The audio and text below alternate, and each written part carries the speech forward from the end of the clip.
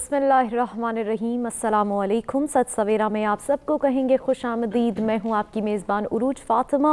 उम्मीद करती हूँ आप सब खैरियत से होंगे।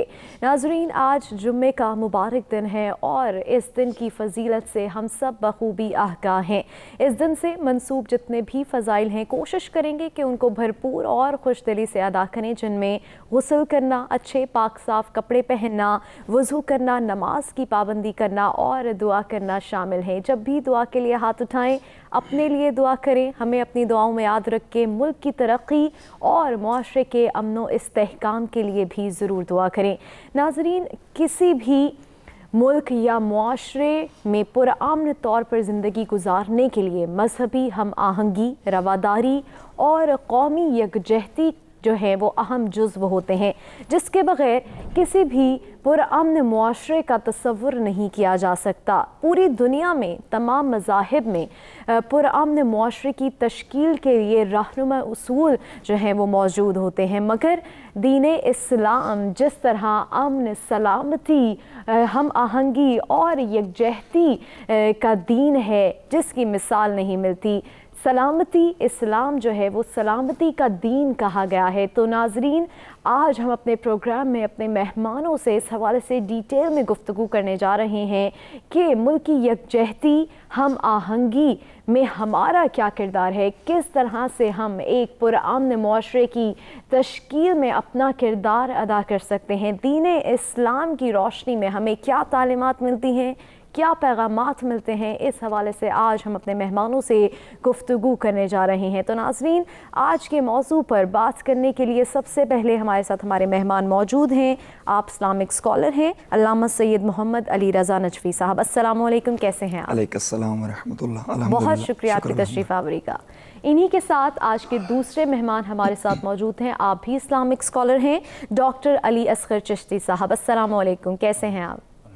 और आज के तीसरे मेहमान हमारे साथ मौजूद हैं, आप नात ख्वां हैं, मोहम्मद सिद्दीक साहब। अस्सलामु अलैकुम।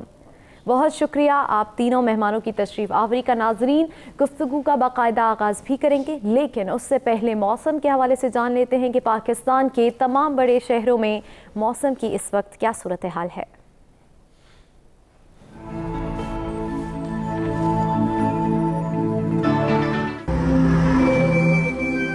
सबसे पहले बात करेंगे इस्लामाबाद की। ज़्यादा से ज़्यादा 33, कम से कम 23 डिग्री सेंटीग्रेड। बात करेंगे लाहौर की। ज़्यादा से ज़्यादा 31, कम से कम 25 डिग्री सेंटीग्रेड।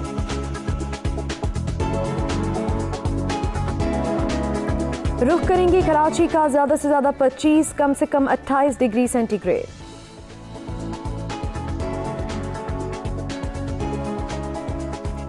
पेशावर ज़्यादा से ज़्यादा 34, कम से कम 26 डिग्री सेंटीग्रेड।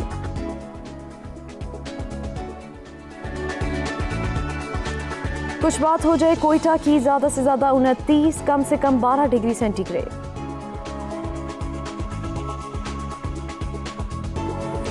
गिलगित बल्तिस्तान ज़्यादा से ज़्यादा 28, कम से कम 13 डिग्री सेंटीग्रेड।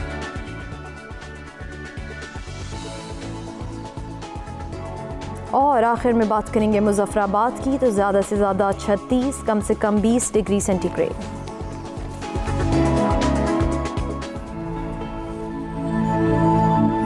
जी नाजरीन, मौसम के हवाले से जाना। अब हम बाकायदा गुफ्तगू का आगाज़ भी करेंगे, लेकिन उससे पहले मैं मोहम्मद सिद्दीक साहब से गुजारिश करूँगी कि बारगाह रिसालत मौब सल्लल्लाहु अलैहि वसल्लम में हदिया नात पेश करें।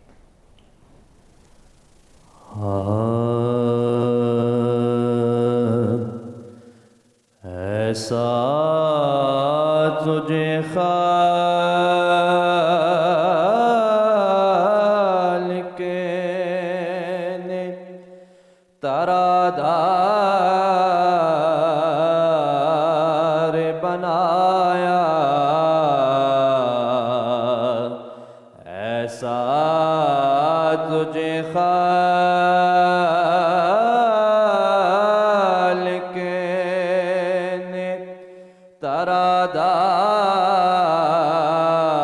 तरादार बनाया। यूसुफ को तेरा तालिबे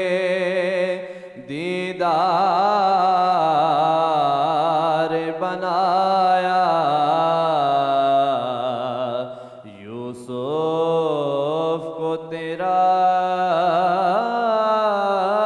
तालिबे दीदार बनाया, कौनैन बनाए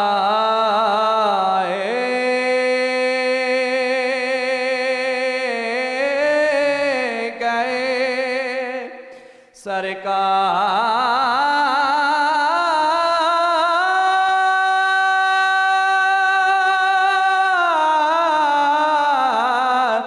की खातिर,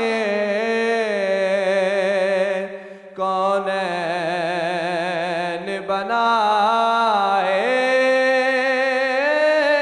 गए सरकार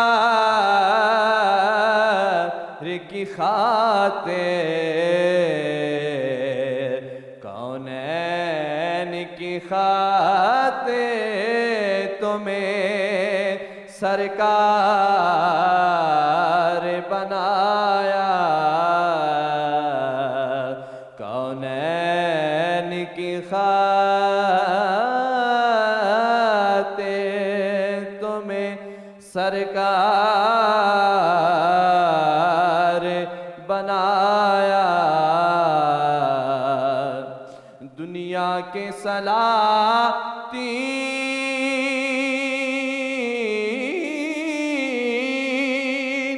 बिकारी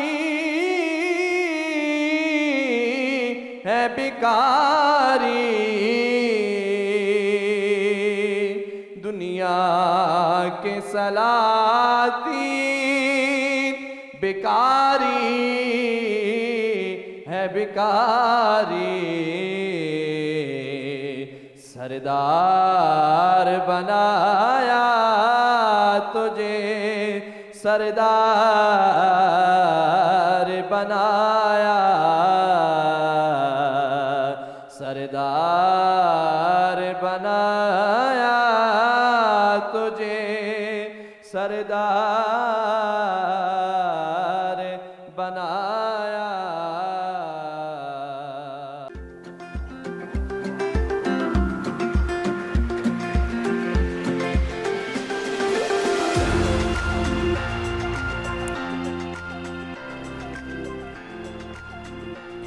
सत सवेरा में एक बार फिर कहेंगे आप सबको खुशामदीद नाजरीन। आज का हमारा मौजू मुल्की यकजहती, हम आहंगी और रवादारी। हमारा क्या किरदार है, किस तरह से हम अपना एक पुरअमन मुआशरे की तश्कील में किरदार अदा कर सकते हैं। दीन इस्लाम की रोशनी में हमें इस हवाले से क्या तालीमात मिलती हैं, क्या पैगामात मिलते हैं, इस हवाले से हम मेहमानों से गुफ्तगू करने जा रहे हैं। सबसे पहले अल्लामा साहब आपकी जानिब आऊँगी। कौम के यकजा होने पर रवादारी की हम बात करें, यकजहती की, सलामती की बात करें, एक मुआशरे के लिए तमाम चीज़ें कितनी अहमियत की हामिल हैं। औज़ु बिल्लाहि मिनश शैतानिर रजीम, बिस्मिल्लाहिर रहमानिर रहीम। सबसे पहले आपके इदारे का बहुत शुक्रिया कि आपने हमें ये मौका फ़राहम किया कि हम इस हवाले से कुछ बयान कर सकें। किसी भी मुआशरे को चलाने के लिए मुकम्मल तौर पर और मुल्की तौर पर अगर देखा जाए, हम क्योंकि हमारा मुल्क पाकिस्तान और हमारे मुल्क को हासिल जिस नाम पर किया गया है, जिस कलमे पर इस मुल्क को हासिल किया गया है, वो कलमा ला इलाहा इल्लल्लाह। हमारे लिए सबसे पहली यकजहती की जो चीज़ है जिस पर अमल कर कर हम अपने मुल्क को यक जान कर सकते हैं, वो हमारे पास ये कलमा है, ला इलाहा इल्लल्लाह मुहम्मद रसूलुल्लाह। हमारे इस मुल्क में जितने भी मसालिक हैं, जितने भी मज़ाहिब हैं, कम अज़ कम तमाम के नज़दीक इबादत वो जो हम सब की इज्तमाई हैं, बेशक सेम इबादत है सबकी। नमाज तमाम मसालिक अदा करते हैं, रोज़ा तमाम मसालिक में होता है, हज का कॉन्सेप्ट तमाम मसालिक में, ज़कात तमाम मसालिक में, हत्ता कि जितनी भी इबादत हैं आपके इस्लाम के अंदर वो हम तमाम करते हैं। बस फ़र्क क्या है कि हमारे पास थोड़ा थोड़ा फ़र्क है। होना क्या चाहिए कि बजाय इसके कि हमें उन पॉइंट्स को निकालना चाहिए जो हमारे दरमियान नुक्ता इफ्तराक हैं, जो हमारे दरमियान तफरीक पैदा करते हैं, हमें उन पॉइंट्स को छोड़कर उन चीज़ों को फॉलो करना चाहिए जो हमारे दरमियान इज्तमाई नुकात हैं। फिर हम बड़ी खूबसूरती से इस मुआशरे को लेकर आगे जा सकते हैं। और इस्लाम भी ज़ाहिरन हमें इसी चीज़ का दर्स देता है कि यकजहती, रसूल खुदा हमारे इस्लाम के सबसे बड़े हीरो का नाम है, जिनको हम फॉलो करते हैं दुनिया के हर शोबे में, इस्लाम के हर शोबे में। क्योंकि इस्लाम जो है रसूल खुदा हैं, कुरान मजीद है, वो हमें सिर्फ किसी एक रुख की जानब नहीं लेके जाता। कुरान एक ऐसी किताब है कि जिसके बारे में इरशाद हुआ इसी कुरान में कि ज़ालिकल किताब ला रैब फीह है। ये एक ऐसी किताब है कि जिसमें किसी किस्म का कोई ऐब नहीं है। मुसलमान तो मुसलमान, आप मुआशरे में जाकर देख लीजिए, आप जितने बाकी मज़ाहिब हैं, जितने बाकी अदियान हैं, सिख इज़म में चले जाएं, हिंदुइज़म में चले जाएं, यहूदियत में चले जाएं, क्रिश्चियंस में चले जाएं, जहां भी चले जाएं, पूरी दुनिया आज आपके इस कुरान के कॉन्सेप्ट को लेकर आगे बढ़ रही है। ना सिर्फ आगे बढ़ रही है बल्कि इस पर रिसर्च करते हुए वो बहुत ज्यादा तरक्की कर रहे हैं। लेकिन ऐसा क्यों है कि कुरान जो हमसे मंसूब है, हमारे रसूल से मंसूब है, हम उसे छोड़ रहे हैं। बिल्कुल, हम उसे क्यों छोड़ रहे हैं? अल्लामा साहब माज़रत के साथ वक्त कम है, मैं आप किससे फिर भी गुफ्तगू करूंगी। असगर साहब आपकी जानिब आऊँगी। डॉक्टर साहब आप इस हवाले से बताएं, क्योंकि हम मुआशरे के हवाले से बात करें, यकजहती सलामती के हवाले से बात करें, हम आहंगी के हवाले से बात करें, तो हमारा किरदार किस तरह से एक फ़र्द को बहैसियत फ़र्द एक मुआशरे में किस तरह से उसको अपना किरदार अदा करना चाहिए? बिस्मिल्लाहिर्रहमानिर्रहीम। अल्लाहुम्मा सल्लि अला सय्यिदिना मुहम्मद व अला आलि सय्यिदिना मुहम्मद। ये जो हमारा मौजू है जिसके लिए हम यहाँ बैठे हैं, तो ये बड़ा अहम मौजू है और आजकल ये तकरीबन बर्निंग इशू है। बिल्कुल, इस पर बहस तमहीज़ होती है।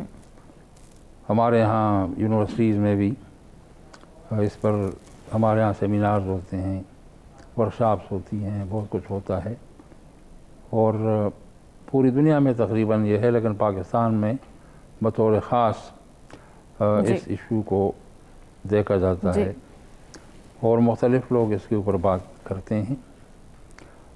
मैं ज़ाती तौर पर जब इस मौजू के बारे में सोचता हूँ तो इसमें दो पहलू हैं जी। एक तो थ्योरी है, नज़रियाती, जिसको हम कहते हैं कि एक नज़रियाती इशू है जी, और दूसरा पहलू इसका प्रैक्टिस है। बिल्कुल। अब जहाँ तक ताल्लुक़ है, जैसे कि अल्लामा साहब ने फरमाया कि हमारे यहाँ तो कोई ऐसी बात नहीं है, हमें वैसे हमारे बारे में बात की जाती है कि उलमा जो हैं उनकी वजह से मसाइल हैं, हालांकि उलमा की वजह से कोई मसला नहीं है। हम जितने मसाइल के उलमा हैं, हमारा कोई मसला नहीं आपस में। हम हमारी जो बुनियाद है ज़ाहिर है कि किताबुल्लाह है, सुन्नत रसूलुल्लाह है, सीरत रसूलुल्लाह है, इस पर हमारा इत्तेफाक है। बाकी फुरुआत हैं तो फुरुआत तो हर फील्ड में होती हैं। आप किसी भी फील्ड में जाएं, यहाँ तक इकोनॉमिक्स की फील्ड में जाएं, उसमें बड़ी फुरुआत हैं। आप पॉलिटिकल साइंस में जाएं, उसमें फुरुआत हैं। यहाँ तक कि लिटरेचर में जाएं, उसमें फुरुआत हैं। तो फुरुआत तो हर फील्ड में चलती हैं जी। और फुरुआत का होना ज़रूरी होता है, क्योंकि ये तो इज्तिहाद के लिए ज़रूरी है जी। अगर आप फुरुआत का दरवाज़ा बंद कर देंगे, उस पर बात चीज़ ना हो, डिस्कशन ना हो, तो फिर ज़हन कैसे पलेगा और ज़हन कैसे भूलेगा? ये तो ज़रूरी है। डॉक्टर साहब माजरत के साथ एक ब्रेक की जाने बढ़ना है, ब्रेक से वापस आके यहीं से गुफ्तगू के सिलसिले को आगे बढ़ाएंगे। नाज़रीन हमारे साथ रहिएगा।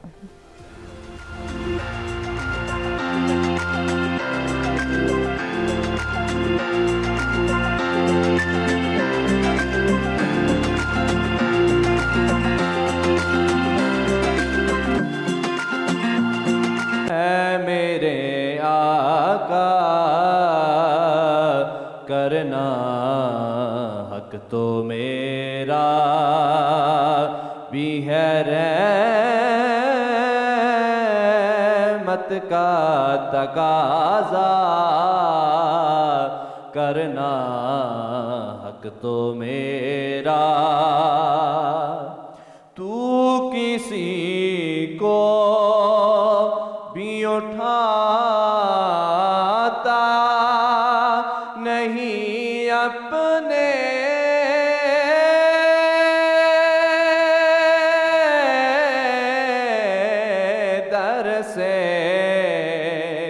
सोनिया तू किसी को भी उठाता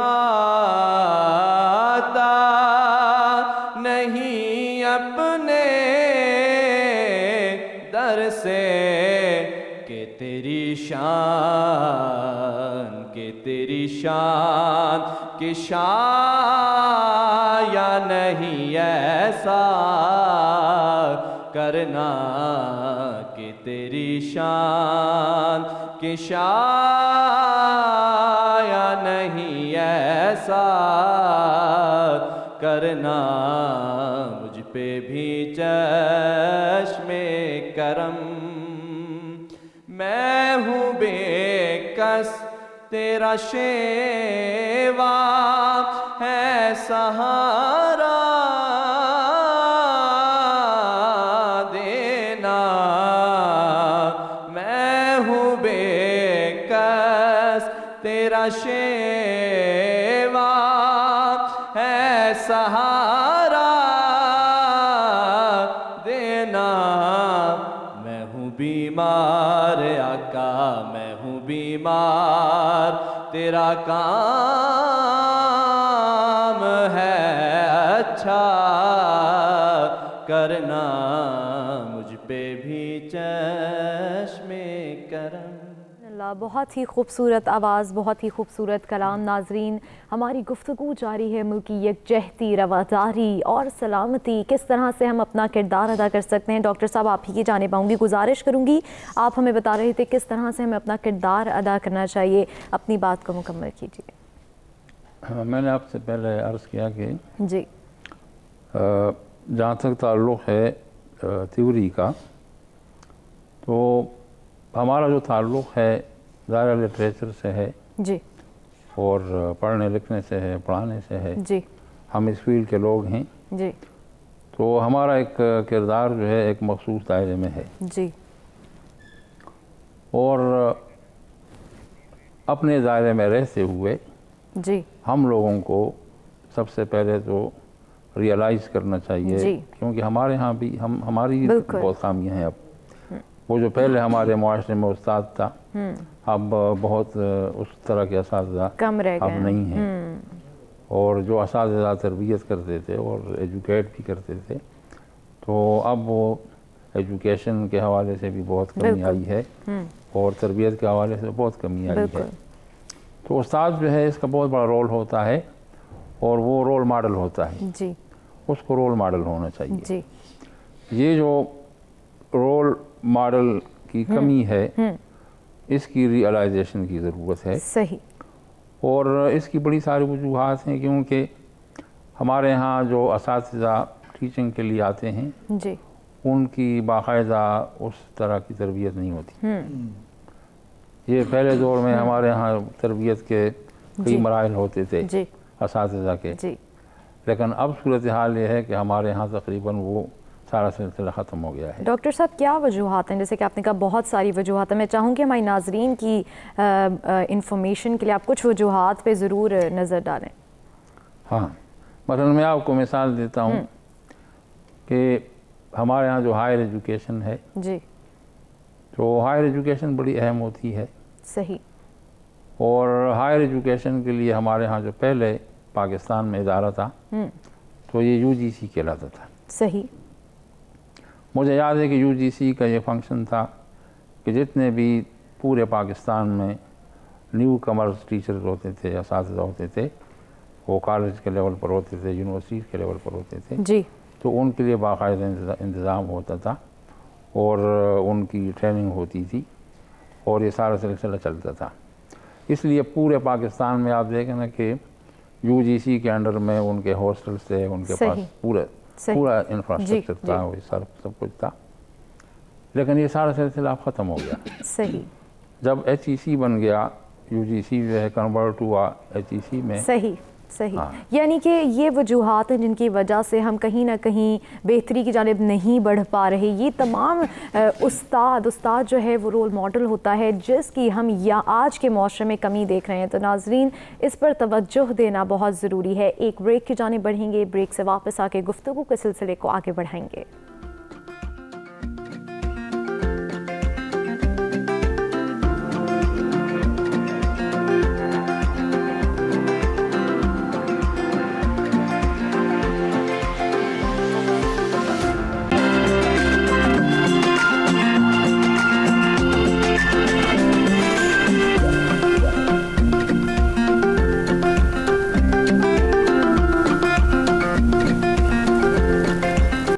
खुशामदीद नाजरीन, गुफ्तगू हमारी हो रही है कि किस तरह से एक पुरअमन मुआशरे की तश्कील की जा सकती है। रवादारी, हम आहंगी, मुल्की यकजहती और रवादारी किस तरह से हम कायम कर सकते हैं, इस हवाले से हमारी गुफ्तगू जारी है। अल्लामा साहब, आपकी जानिब आऊँगी कि आजकल हम मुआशरे में देखें कि फ़िरक़ावारियत बढ़ती जा रही है। मुसलमान होकर लड़ना क्या इतना ज़रूरी है? क्या हम एक, ये मुमकिन नहीं है कि हम एक ही जगह मुख्तलिफ़ अक़ाइद के साथ पुरअमन तरीके से रह सकें, और साथ ही साथ कि मुख्तलिफ़ मसालिक के लोग, मुख्तलिफ़ जहनों के लोग क्या एक जगह इकट्ठे नहीं रह सकते?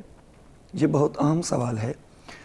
असल में होता ये है कि हमारे यहाँ, क्योंकि रिवायात में भी मिलता है जी, कि कोशिश करें कि किसी भी चीज़ के बारे में उसको, जब आप किसी भी एंगल से उस चीज़ के बारे में सोचना शुरू करते हैं तो आप उसके पहले 99 बार 99 टाइम आप उसके बारे में पॉजिटिव सोचें। सही। लेकिन हमारे यहाँ मसल की तौर पर या किसी भी हवाले से मुआशरती तौर पर, हर लिहाज से आप देख लें जी, हम नेगेटिव से स्टार्ट करते हैं। बिल्कुल। और फिर जहाँ तक आपने बात की कि मुख्तलिफ मसालिक के लोगों का क्या लड़ना ज़रूरी है, क्या झगड़ना ज़रूरी है, तो मैं इस हवाले से कहूँगा कि ये हमारी अपनी सोच है।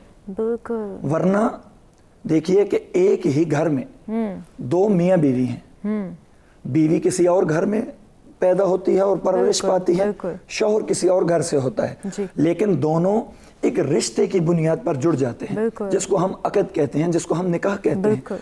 उसकी बुनियाद पर वो दोनों खूबसूरत तरीके से अपनी ज़िंदगी गुजार सकते हैं। हत्ता के चलें, ये तो एक खातून किसी और घर से है, मर्द किसी और घर से, एक ही माँ और एक ही बाप से अगर किसी के यहाँ 4 या 5 बच्चे हैं तो वो पांचों के पांचों बच्चे मुख्तलिफ ज़हन के होते हैं। उनकी सोच मुख्तलिफ है, उनका टाइप ऑफ थिंकिंग अलग है, वो हर लिहाज से अलग होते हैं, लेकिन उसके बावजूद वो एक ही घर में रहते हैं, एक ही घर में अपनी तमाम तर जिंदगी गुजार देते हैं।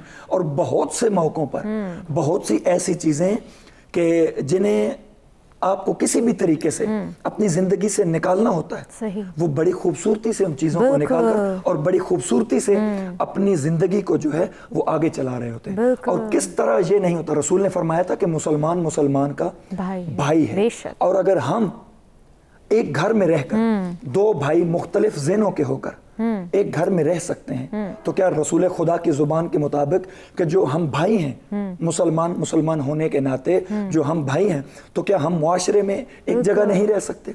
इसके लिए सबसे बड़ी और सबसे अहम चीज़ जो मैंने शुरू में अर्ज की थी कि हमें देखना पड़ेगा कि हमारे नुक्ते इज्तिमा क्या हैं, कौन से नुकात ऐसे हैं कि जहाँ पर हम इकट्ठे हो सकते हैं मुआशरती तौर पर, मुल्की यकजहती के तौर पर। इस चीज़ के लिए बहुत ज़रूरी है कि हमें ना कि उन चीज़ों पर फोकस करना चाहिए कि जो चीज़ें इफ्तराक का बायस बनती हैं, बल्कि हमारे पास मुसलमान होने के नाते मसालिक चाहे जितने भी हों, मैंने शुरू में अर्ज किया था कि इबादत हमारे यहाँ सबके यहाँ है, बिल्कुल, इबादत हम सब करते हैं, बस सिर्फ हल्का हल्का फर्क है हर चीज में, वरना नमाज वही है। खुदा को इस चीज से कोई ताल्लुक नहीं है कि कोई मेरे यहाँ हाथ बांध के खड़ा है या कोई मेरे यहाँ हाथ खोल के खड़ा है। खुदा को चाहिए कि कोई मेरी बारगाह में मेरी मान के खड़ा है। बेशक। बस आप देखें, ये इसको छोड़ दें, ये हमारा नुक्ता ही नहीं है गुफ्तगू का कि कौन किस नजरिए से खुदा के यहाँ पेश हो।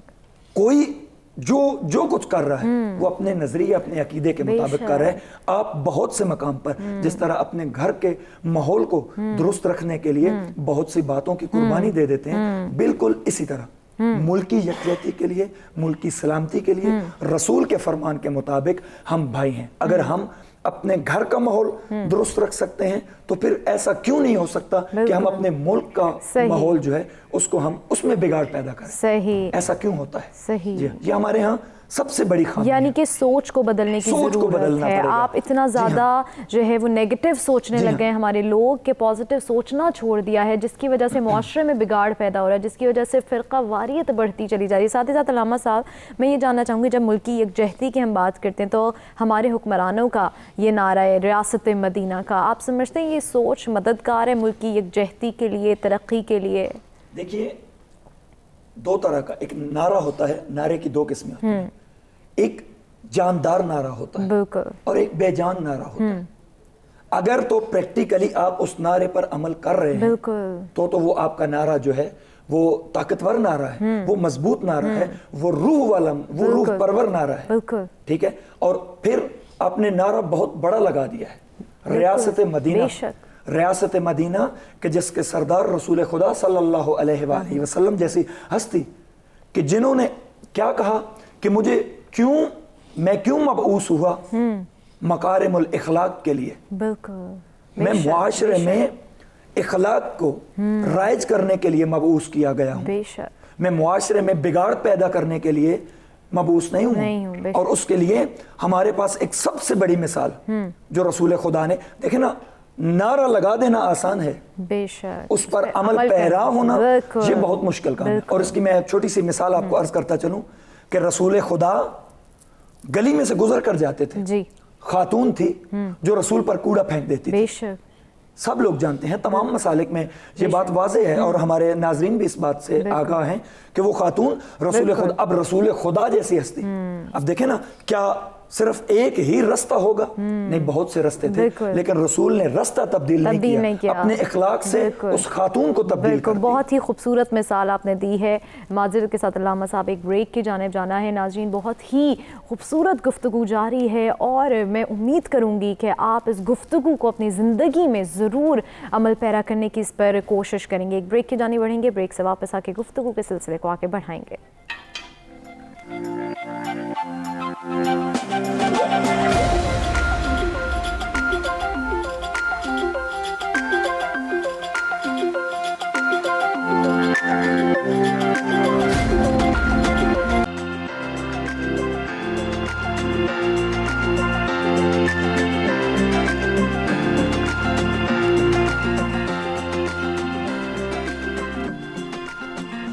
खुशामदीद नाज़रीन, मुआशरे के हवाले से बात की जा रही है, किस तरह से आज का जो मुआशरा है जहाँ पे इतने बिगाड़ पैदा हुए हैं। हमारे मेहमानों ने बताया कि किस तरह से इन बिगाड़ जो हमने इतना पैदा कर दिया इसको संवारा जा सकता है। हर चीज़ को संवारने में वक्त लगता है, लेकिन अभी से हम शुरू करेंगे तभी जाके हम एक वक्त आएगा जब हम बेहतरी की जानिब गामज़न हो सकेंगे, जब हम अपने मुआशरे में बेहतरी को जो है वो महसूस कर सकेंगे। डॉक्टर साहब, आपकी जानिब आऊँगी। हमने तालीम पे गुफ्तगू की, मुआशरे, जब हम मुआशरे में पुरान मुआशरे की बात करते हैं तो वहाँ पे बुनियादी ज़रूरियात हम देखते हैं कि उनको पूरा करना कितना ज़रूरी है, जहाँ पे वालिदैन का किरदार आता है, जहाँ पे तरबियत जो है वो अहम रोल अदा करती है। इस हवाले से क्या कहेंगे आज के मुआशरे को देखते हुए? तरबियत के हवाले से भी बताइए और तालीम के हवाले से भी बताइए कि कहाँ कमियाँ रह गई हैं जिनकी वजह से आज का मुआशरा इतना बिगाड़ पैदा हो चुका है। एजुकेशन के हवाले से, क्योंकि मेरी अपनी फील्ड जो है जी तालीम तरबियत ही से है जी, तो मैं जब देखता हूँ तो हमारे मुल्क में अब तक जितनी भी तालीमी पॉलिसियाँ आई हैं जी, तो मैंने कई तलबा को तालीमी पॉलिसीज़ पर एमफिल करवाया, पीएचडी करवाया और अच्छे चीज़ें लिखवाए। तो मैं इस नतीजे पर पहुंचता हूं कि जहां तक पॉलिसीज़ का ताल्लुक़ है तो पॉलिसियाँ तो बहुत अच्छी आई हैं जी, लेकिन उन पॉलिसीज़ पर जब अमल की बात आती है तो अमल नहीं होता। बिल्कुल। हाँ। हमारे मुल्क के अंदर जो सबसे बड़ा इशू है वो अमल का है। सही। अमल के लिए हम तैयार नहीं होते और कोई भी स्टेक होल्डर तैयार नहीं होता। अब हम जो असातिज़ा हैं या जो हम पॉलिसी बनाने वाले हैं एजुकेशन के हवाले से, तो हमारे तबके के लोग तो अपनी जिम्मेदारी पूरी कर लेते हैं। बिल्कुल। लेकिन उसके बाद जो उनके पास एक क़ुव्वत नाफिज़ा है वो हमारे पास नहीं होती। बिल्कुल। जिनके पास क़ुव्वत नाफिज़ा है और जिनके पास इख्तियार है और जो अहल इक़्तिदार हैं जी, तो बुनियादी जिम्मेदारी उनकी है। अब जैसे पहले अल्लामा साहब ने फरमाया कि हमारे यहाँ बहुत ही क्लासेस हैं मुआशरे के, वो हमने तकसीम किया है, इतने क्लासेस में तकसीम किया है कि तबक़ात हैं। बिल्कुल। अब ये जो तबक़ात हैं ये सबसे जो एक हमारे यहाँ बिगाड़ का जो सबसे बड़ा वो है, वो जो बुनियाद है बिगाड़ की, वो ये तबक़ात हैं। मुझे कुछ अर्सा रहने का मौका मिला श्रीलंका में जी, तो श्रीलंका में वहाँ एक जो इस्लामिक यूनिवर्सिटी है वहाँ में रहा, कुछ 2 साल मैंने पढ़ाया। वहाँ के एजुकेशन सिस्टम को मैंने देखा जी। उन्होंने मुझे बताया कि जी हमारे यहाँ श्रीलंका में बड़े मसाइल थे एजुकेशन के जी। लेकिन ऐसा हुआ कि जब कुमारतुंगे आया तो उसकी कैबिनेट में एक वज़ीर तालीम जी जो मुसलमान था तो प्रोफेसर अब्दुल हई तो कुमारतुंगे ने उनका इंतखाब किया सही एजुकेशन के लिए और उसने ये तजवीज़ दी कि जी आप प्राइवेट सेक्टर को ख़त्म करें, सही आप पूरे एजुकेशन सिस्टम को ले लें, पब्लिक सेक्टर में लें। सही। ये बेसिकली रियासत की जिम्मेदारी होती है। बिल्कुल। ये जो तालीम और तरबियत की बुनियादी जिम्मेदारी है ये रियासत की होती है। बिल्कुल। आप देखना लोग रियासत मदीना की बात करते हैं तो रियासत मदीना में क्या था?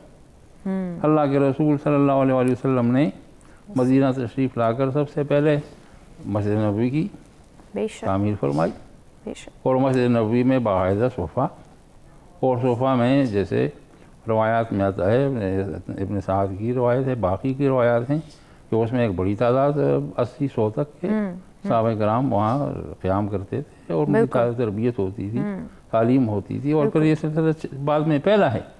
आप देखें ना कूफा में इतना बड़ा सिलसिला हुआ, दिमाश्क में हुआ, मिस्र में हुआ, पूरी रियासत में इस्लामिक स्टेट में जो है इब्न सादी ने लिखा है कि तकरीबन कुछ 4900 के लगभग मराकज़ बाद में कायम हुए हैं। ये सब कुछ रियासत ने किया है।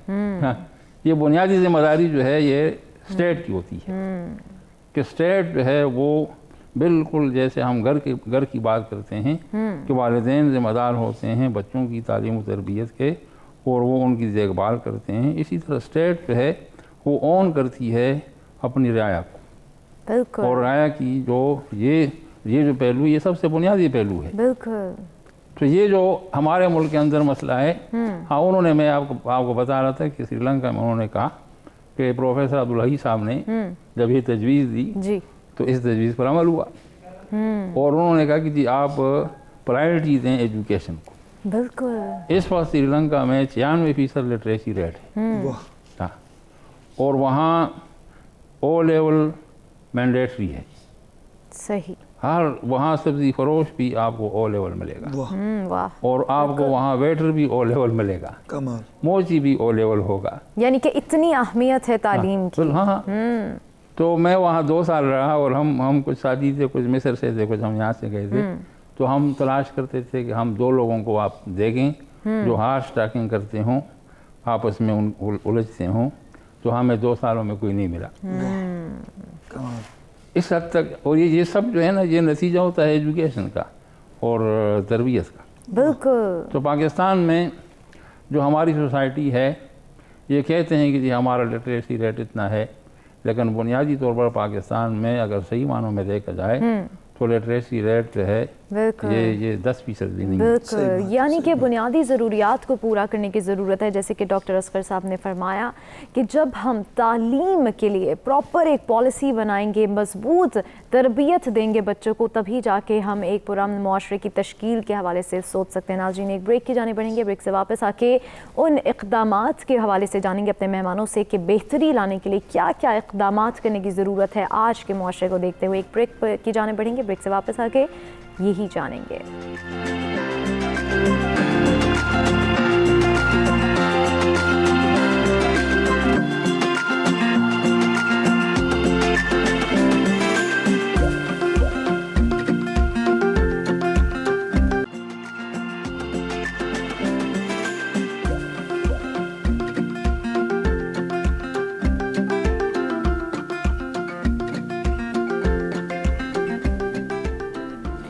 सवेरा में एक बार फिर कहेंगे खुशामदीद। नाज़रीन, आज हमारे पूरे प्रोग्राम में बात हुई किस तरह से मुल्क की यकजहती सलामती में किस तरह से हम अपना किरदार अदा कर सकते हैं। तरबियत देना वालिदैन का यहाँ पे बहुत अहम रोल आता है। अब हम अपने मेहमानों से जानेंगे कि क्या क्या वो इक़दामात करने की ज़रूरत है। दीन इस्लाम की रोशनी में हमें क्या तालीमात मिलती हैं कि हम एक पुरअमन मुआशरे की तश्कील दे सकते हैं। अल्लामा साहब, आपकी जानिब आऊँगी। हमारे नाज़रीन को आज के मौजू के हवाले से क्या मैसेज देना चाहेंगे? देखिए, सबसे पहली बात जो है वो है कि अब मुड़ के उस तरफ ना देखा जाए कि जो कुछ बिगाड़ पैदा हो चुका है। बिल्कुल। अब पूरा फोकस अपनी नेक्स्ट जनरेशन पे रखा जाए उन्हें इस तरह से तैयार किया जाए, उनके माइंड में जो है, उनके माइंड की जो थिंकिंग है, उसके रास्ते को, उसको पॉजिटिव कीजिए। अपने बच्चों को इस तरह बनाइए। देखिए ना, दीन इस्लाम सिर्फ कोई महदूद किसी चीज़ का नाम नहीं है। दीन इस्लाम फ़कत नमाज, रोज़ा, हज, ज़कात का नाम नहीं है। दीन इस्लाम एक बहुत बड़े प्लेटफॉर्म का नाम है। दीन इस्लाम आपको महदूद ज़िंदगी गुजारने नहीं देता। ये गलत कॉन्सेप्ट है कि दीन आपको रोकता है, या दीन बिलफर्ज, जिस तरह मैं अर्ज़ करता चलूँ कि हमारे मुआशरे में कुछ तंग नज़र लोग, हत्ता के कुछ उलमा से भी ये बात सुनने को मिलती है कि जो ख़ुसूसन ये ख़वातीन के हवाले से वो कहते हैं कि इतनी ज़्यादा नहीं है, लेकिन आप अगर हकीकतन देखें तो इस्लाम में बहुत बड़ा रोल अदा किया है ख़वातीन ने। बहुत बड़ा हाथ है उनका मुआशरे को संवारने में। और ख़वातीन को तालीम दीजिए, ख़वातीन आपकी नस्ल को संवारेंगी, और यही बच्चे बाद में जो जाकर आलाम बनेंगे, कोई इंजीनियर बनेगा, कोई डॉक्टर बनेगा, और हमारे मुआशरे में जो है वो आसानियां पैदा हो सकती हैं। डॉक्टर असगर साहब, आपसे गुजारिश करूंगी मुख्तसर सा कोई हमारे नाज़रीन को मैसेज देना चाहें आज के मौजू के हवाले से। मैं इस मौके पर ये बताना चाहूँगा कि हमारे यहाँ जो बुनियादी उसूल अल्लाह के रसूल सल्लल्लाहु अलैहि वसल्लम ने फरमाया है कि खुज़ू मस्तताअतुम। आप अलैहिस्सलाम जब बैत लेते थे सहाबा किराम से, तो उस दौरान में इरशाद फरमाया करते थे कि खुज़ू मस्तताअतुम, कि आप बैत जो है मैं आपकी लेता हूँ, आपने उतना करना जो आपसे हो सकता है। हर एक आदमी की अपनी गुंजाइश है जी, और अपनी गुंजाइश के मुताबिक काम करना चाहिए। तो इस वक्त ज़रूरत इस बात की है, हम लोग बड़ी बड़ी बातें करते हैं, लेकिन बातें करने का कोई फ़ायदा नहीं होता। असल ये है कि हम अमल की तरफ आएँ, सही, और हर शख्स अपनी गुंजाइश के मुताबिक। हमारे यहाँ सूफिया किराम का ये उसूल है कि सबसे पहले अपनी तरफ आएँ, बिल्कुल, और अपनी इस्लाह करें। सही, यानी कि सबसे पहले की बात होती है ना, ये तो आसान है, सही, लेकिन अपनी इस्लाह जो है ये मुश्किल होती है। अल्लामा साहब हमारे साथ मौजूद है, डॉक्टर असगर साहब और मोहम्मद सिद्दीक साहब, आप तीनों मेहमानों के प्रोग्राम में आने का बहुत शुक्रिया। नाजरीन, अपनी सोच को बदलने की ज़रूरत है। ख़वातीन को एक अहम किरदार अदा करने की ज़रूरत है। जो हो चुका उसको भूल जाएं, आगे की जाने बढ़े। किस तरह से हमने मुआशरे में बेहतरी लानी है, एक पुरअमन मुआशरे की किस तरह से तश्कील देनी है, ये आज हमारे मेहमानों ने हमें बहुत ही खूबसूरत अंदाज में बताया। बहुत ही खूबसूरत मैसेजेस आज हमारे मेहमानों ने दिए हैं। उम्मीद करती हूँ कि इन तमाम बातों को आप ज़रूर अपनी ज़िंदगी में किसी न किसी तरह से अमल पैरा करने की कोशिश करेंगे। कल नए मेहमानों के साथ, नए टॉपिक के साथ, ज़िंदगी रही तो फिर मुलाकात होगी। तब तक अपना ख्याल रखिए, अल्लाह निगहबान। और जाते जाते मोहम्मद सिद्दीक साहब, आपसे गुजारिश करूँगी कि बारगाह रसालत मौब सल्लल्लाहु अलैहि वसल्लम में हदिया नात पेश करें।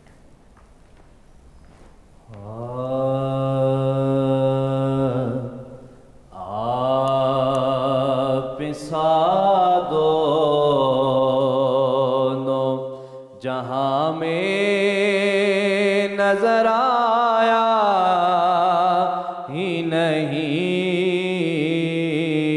आप सा दोनों जहाँ में नजर आया ही नहीं, आप सा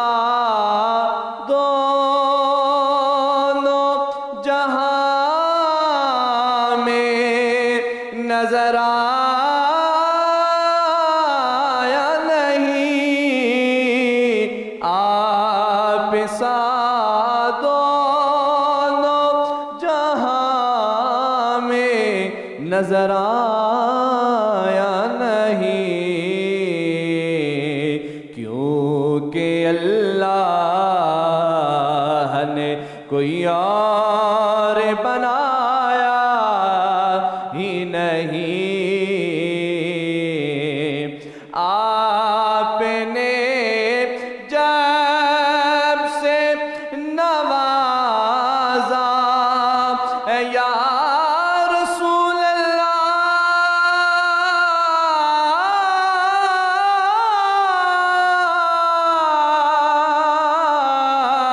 आपने जब से नवाजा है या रसूल अल्लाह, मैंने दामन किसी चौखट पे बिछाया ही नहीं मैंने दामन किसी चौखट पे बिछाया ही नहीं। जब कहा कबर